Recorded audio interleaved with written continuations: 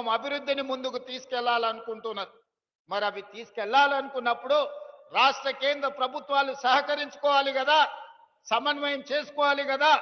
మనకు అవసరమైన మన ప్రణాళికలను ప్రధానమంత్రి గారి దృష్టికి తీసుకువెళ్ళాలి కదా. పాయల శంకర్ గారు ఎమ్మెల్యేగా నా దగ్గరకు వచ్చి వరంగల్ ఎయిర్పోర్ట్ కావాలి అని అంటే వరంగల్ ఎయిర్పోర్టే కాదు, ఆదిలాబాద్ ఎయిర్పోర్ట్ కూడా కట్టాలి అని పాయల శంకర్ నా దృష్టికి తీసుకొస్తే నిజమే కదా. అత్యంత వెనుకబడిన ఆదిలాబాద్ కు ఎయిర్పోర్ట్ ఇస్తే ఇక్కడికి పరిశ్రమలు వస్తాయి. తెలంగాణ రాష్ట్రానికే కాదు, పక్కనున్న మహారాష్ట్రకు సంబంధించిన వాళ్ళు కూడా ఇక్కడ టైగర్ రిజర్వ్ ఫారెస్ట్లు ఉన్నాయి. అభయారణ్యంలో పులులను చూడడానికి దేశం నలుమూలల నుంచి వేలాది మంది ఈ ప్రాంతానికి వస్తున్నారు. వాళ్ళు రావాలంటే కష్టమవుతున్నది. మనకి ఎయిర్పోర్ట్ ఉండాలి అని ఆలోచన చేసినాం. ఈరోజు మేము భూమి ఇస్తే రక్షణ శాఖకు సంబంధించిన రాజ్నాథ్ సింగ్ గారు సహకరిస్తామన్నారు. ఏవియేషన్ మినిస్టర్ రామ్మోహన్ నాయుడు గారు అనుమతులు ఇస్తామన్నారు. ప్రధానమంత్రి నరేంద్ర మోడీ గారు నిధులు ఇస్తామన్నారు. నేను కాంగ్రెస్ అయి ఉండొచ్చు, మా ప్రభుత్వం అయి ఉండొచ్చు, కానీ అభివృద్ధిలో కేంద్ర ప్రభుత్వం యొక్క సహకారం తీసుకొని ఆదిలాబాద్కి ఎయిర్పోర్ట్ తేవాలి అని నిన్న ఢిల్లీకి వెళ్లి మోడీ గారితో మాట్లాడి ఈనాడు ఆదిలాబాద్ లో ఈ రోజు నేను ప్రకటిస్తున్నా, సంవత్సరం తిరిగే లోపల ఆదిలాబాద్ లో ఎయిర్పోర్ట్ పనులను ప్రారంభించి ఎర్ర బస్సు రావడమే కష్టం అనుకున్న ఆదిలాబాద్ లో ఎయిర్ బస్సును దించి ఇక్కడ అభివృద్ధికి పునాదులు వేసి ఇక్కడ పరిశ్రమలను తీసుకొచ్చే బాధ్యత మన ప్రభుత్వం తీసుకుంటుంది. ఇందిరమ్మ రాజ్యంలో ప్రజాపాలన చేస్తుంది అని నేను ఈ సందర్భంగా మీ అందరికీ తెలియజేస్తున్నా.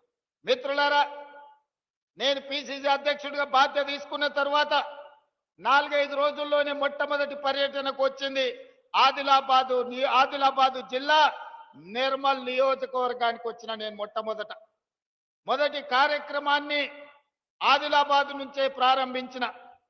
మొదటి బహిరంగ సభ దళిత గిరిజన దండోర కార్యక్రమాన్ని ఇంద్రవల్లిలో పెట్టి మిత్రులు ప్రేమ్ సాగర్ రావు గారు బాధ్యత తీసుకొని ఆనాడు పెద్ద ఎత్తున దళిత గిరిజన దండోర, దళితుల కోసం, గిరిజనుల కోసం, ఆదివాసీల హక్కుల కోసం పోరాటానికి పౌరుషానికి మారు పేరైన కొమరం భీముడి స్ఫూర్తితో రామ్జీ గోండును ఆదర్శంగా తీసుకొని ఈ ఆదిలాబాదు గడ్డ మీద నుంచే ఆనాటి ప్రభుత్వం మీద పోరాటాన్ని ప్రకటించినాం. ఆ ఇంద్రవెల్లి స్ఫూర్తిగా 40 సంవత్సరాల పైగా ఆనాడు హక్కుల కోసం ఇంద్రవెల్లి ఆదివాసీలు పోరాటం చేసి ఎంతో మంది నేల కొరిగినరు.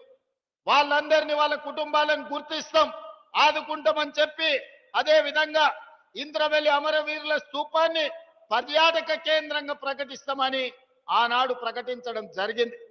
ప్రభుత్వం వచ్చిన తర్వాత మొదటి సంతకం ఇంద్రవెల్లి అమరుల స్తూపాన్ని పర్యాటక కేంద్రంగా ప్రకటించడమే కాకుండా ఆ కుటుంబాలకు ఇందిరమ్మ ఇండ్లు కట్టుకోవడానికి, నష్ట పరిహారం ఇవ్వడానికి ఆనాటి అమరులను మన ప్రభుత్వం ఆదుకున్నది.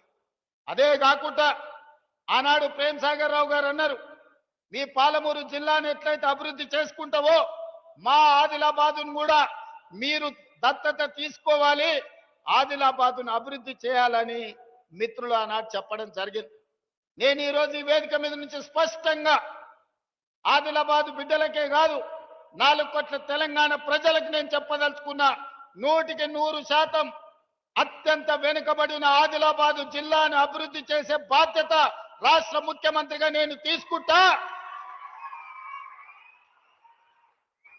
రాబోయే 2 నెలల్లో ప్రత్యేకమైన ప్రణాళికలు తీసుకొని ఇక్కడికే వచ్చి ఎంపీ నగేష్ గారు చెప్పినట్టు ప్రతి నియోజకవర్గానికి ఉమ్మడి ఆదిలాబాదు జిల్లా యొక్క అభివృద్ధికి సంబంధించి సమీక్ష సమావేశాలు, కలెక్టర్లను, వివిధ శాఖల అధికారులను అక్కడికే పిలిపించి రోజు మొత్తం సమీక్ష చేసి మీ సమస్యలకు పరిష్కారం చూపించి మీ అభివృద్ధి పనులకు నిధులను మంజూరు చేసే బాధ్యత నేను తీసుకుంటా.